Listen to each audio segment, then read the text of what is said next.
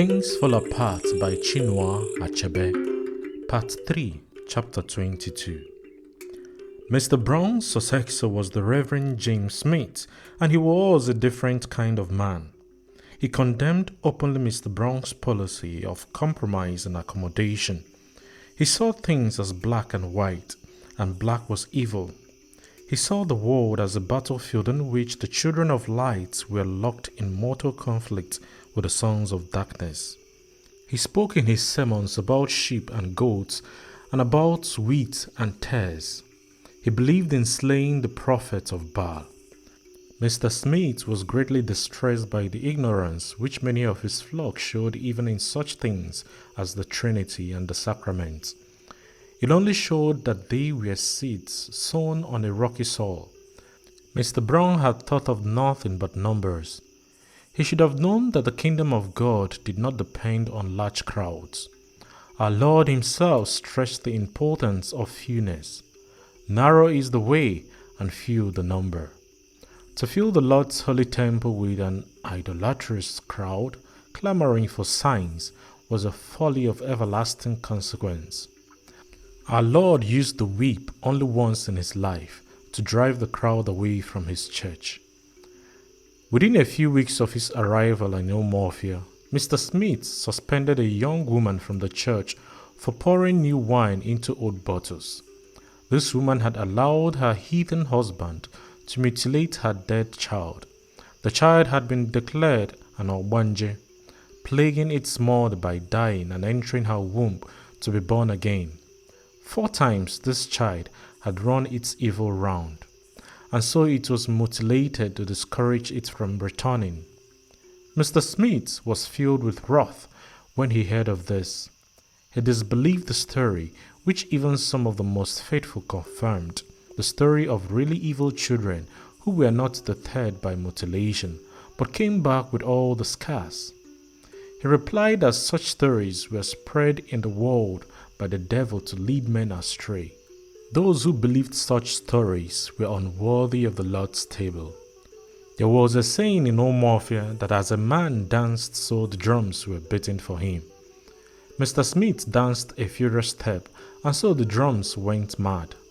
The overzealous converts who had smarted under Mr. Brown's restraining hand now flourished in full favor. One of them was Enoch, the son of the snake priest, who was believed to have killed and eaten the sacred python. Enoch's devotion to the new faith had seemed so much greater than Mr. Brown's that the villagers called him the outsider who wept louder than the bereaved. Enoch was short and slight of build, and always seemed in great haste. His feet were short and broad, and when he stood or walked, his heels came together and his feet opened outwards as if they had quarreled and meant to go in different directions. Such was the excessive energy bottled up in Enoch's small body that it was always erupting in quarrels and fights. On Sundays, he always imagined that the sermon was preached for the benefit of his enemies, and if he happened to sit near one of them, he would occasionally turn to give him a meaningful look, as if to say, "I told you so." It was Enoch who touched off the great conflict between church and clan in Omofia, which had been gathering since Mr. Brown left. It happened during the annual ceremony, which was held in honor of the earth deity. At such times, the ancestors of the clan, who had been committed to Mother Earth at their death, emerged again as Egwugwu through tiny ant holes. One of the greatest crimes a man could commit was to unmask an Egwugwu in public, or to say or do anything which might reduce its immortal prestige in the eyes of the uninitiated. And this was what Enoch did. The annual worship of the earth goddess fell on a Sunday, and the marked spirits were abroad. The Christian women who had been to church could not therefore go home.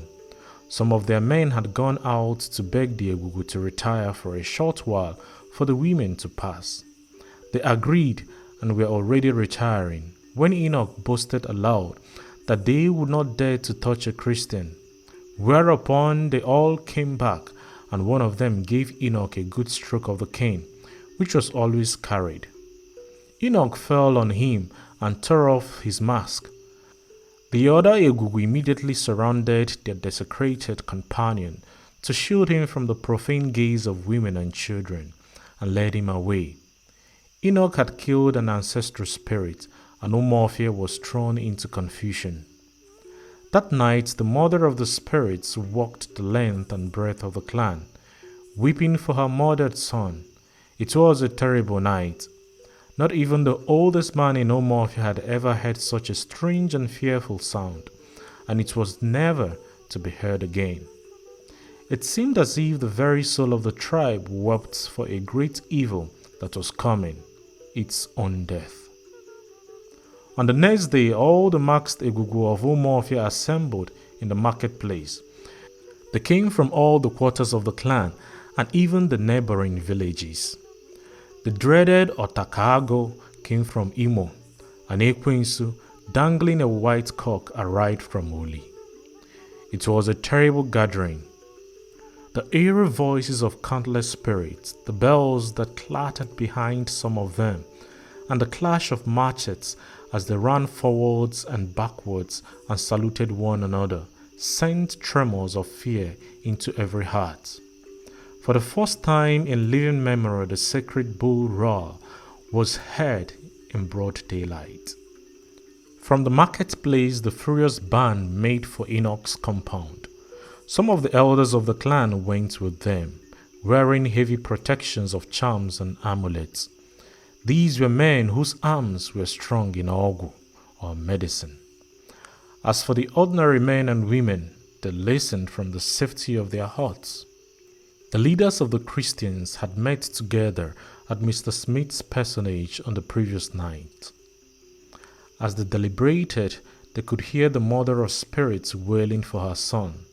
The chilling sound affected Mr. Smith, and for the first time he seemed to be afraid. "What are they planning to do?" he asked. No one knew, because such a thing had never happened before. Mr. Smith would have sent for the district commissioner and his court messengers, but they had gone on tour on the previous day. "One thing is clear," said Mr. Smith. "We cannot offer physical resistance to them. Our strength lies in the Lord." They knelt down together and prayed to God for delivery. "O Lord, save thy people," cried Mr. Smith. "And bless thine inheritance," replied the men. They decided that Enoch should be hidden in the parsonage for a day or two. Enoch himself was greatly disappointed when he heard this, for he had hoped that a holy war was imminent, and there were a few other Christians who thought like him. But wisdom prevailed in the camp of the faithful, and many lives were thus saved. The band of Egwugwu moved like a furious whirlwind to Enoch's compound, and with machete and fire reduced it to a desolate heap. And from there they made for the church, intoxicated with destruction. Mr. Smith was in his church when he heard the masked spirits coming. He walked quietly to the door which commanded the approach to the church compound, and stood there. But when the first 3 or 4 Egwugwu appeared on the church compound, he nearly bolted. He overcame this impulse, and instead of running, he went down the 2 steps that led up to the church and walked towards the approaching spirits. They surged forward, and a long stretch of the bamboo fence with which the church compound was surrounded gave way before them. Discordant bells clanged, machetes clashed, and the air was full of dust and weird sound. Mr. Smith heard a sound of footsteps behind him. He turned round and saw Okeke, his interpreter. Okeke had not been on the best of terms with his master since he had strongly condemned Enoch's behavior at the meeting of the leaders of the church during the night. Okeke had gone as far as to say that Enoch should not be hidden in the parsonage, because he would only draw the wrath of the clan on the pastor. Mr. Smith had rebuked him in very strong language and had not sought his advice that morning. But now, as he came up and stood by him confronting the angry spirit, Mr. Smith looked at him and smiled. It was a wan smile, but there was deep gratitude there. For a brief moment, the onrush of the Egwugwu was checked by the unexpected composure of the two men. But it was only a momentary check, like the tense silence between blasts of thunder. The second onrush was greater than the first. It swallowed up the two men. Then an unmistakable voice rose above the tumult, and there was immediate silence. Space was made around the two men, and Ajofia began to speak. Ajofia was the leading Egwugwu of Umuofia. He was the head and spokesman of the 9 ancestors who administered justice in the clan. His voice was unmistakable, and so he was able to bring immediate peace to the agitated spirits. He then addressed Mr. Smith, and as he spoke, clouds of smoke rose from his head. "The body of the white man, I salute you," he said, using the language in which immortals spoke to men.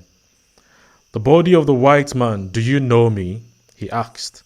Mr. Smith looked at his interpreter, but Okeke, who was a native of distant Umuru, was also at a loss. Ajofia laughed in his guttural voice. It was like the laugh of rusty metal. "They are strangers," he said, "and they are ignorant, but let that pass." He turned round to his comrades and saluted them, calling them the fathers of Umuofia. He dug his rattling spear into the ground, and it shook with metallic life. Then he turned once more to the missionary and his interpreter. "Tell the white man that we will not do him any harm," he said to the interpreter. "Tell him to go back to his house and leave us alone. We liked his brother who was with us before. He was foolish, but we liked him, and for his sake we shall not harm his brother. But this shrine which he built must be destroyed. We shall no longer allow it in our midst. It has bred untold abominations, and we have come to put an end to it." He turned to his comrades. "Fathers of Umuofia, I salute you," and they replied with one guttural voice. He turned again to the missionary. "You can stay with us if you like our ways. You can worship your own God. It is good that a man should worship the gods and the spirits of his fathers. Go back to your house so that you may not be hurt. Our anger is great, but we have held it down so that we can talk to you." Mr. Smith said to the interpreter, "Tell them to go away from here. This is the house of God, and I will not live to see it desecrated." Okeke interpreted wisely to the spirit and leaders of Umuofia. "The white man says he is happy you have come to him with your grievances. Like friends, he will be happy if you leave the matter in his hands." "We cannot leave the matter in his hands because he does not understand our customs, just as we do not understand his. We say he is foolish because he does not know our ways, and perhaps he says we are foolish because we do not know his. Let him go away." Mr. Smith stood his ground, but he could not save his church. When the Egwugwu went away, the red earth church which Mr. Brown had built was a pile of earth and ashes, and for the moment the spirit of the clan was pacified.